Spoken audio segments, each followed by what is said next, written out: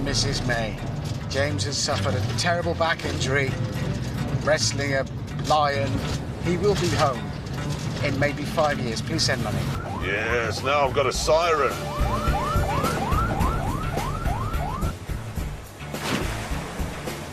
It's going that way.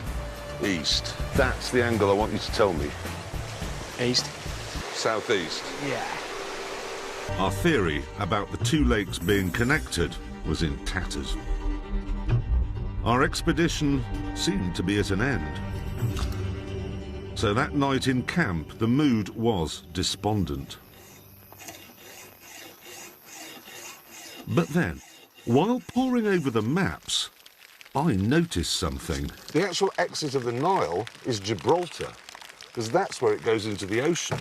The ocean is here. Their sources are both to the west of Lake Victoria, which are close. We're looking for a river on the east side of Lake Victoria. Do you see what I mean? Because it's further... Yes. That's further from Gibraltar. So if there was and one down there... have found it. Gentlemen, the actual source of the Nile is around there. I can't work out exactly where it is, but it's about here. That's the furthest as the crow flies, and it's the furthest the water flows. The next morning, the Top Gear crew prepared for the long journey that lay ahead. Hammond, meanwhile, cooked breakfast. Oh, careless. And I fitted a new skid plate to protect the underside of my Volvo. Nobody is allowed to use my car as a lavatory anymore. You could hear my improvised guard working there, protecting my vital intercooler from mud and sharp points. To be honest, it is a bit of an improvisation. It's not the thickest steel there is. You have to work with what you've got out of the bush. I had a cold shower this morning. My penis was like a press stud. Hello, chaps. Oh, you're both stuck. You stuck, James? I've gone into a bit of a soft bit. Are you stuck?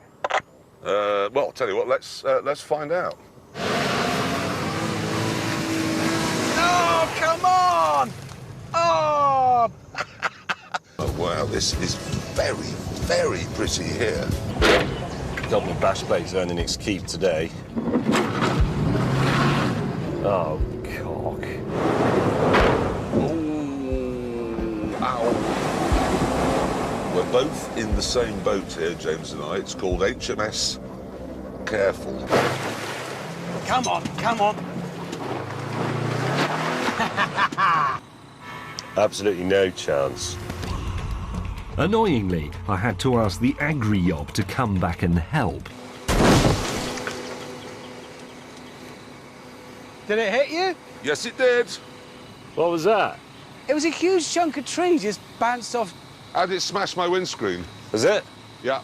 Right, we probably should get a move on. I'll back it up. Speed and power.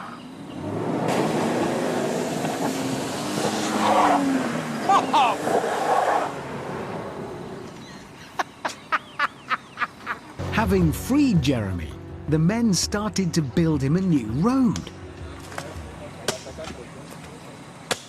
I wouldn't do that bare feet. I can't watch.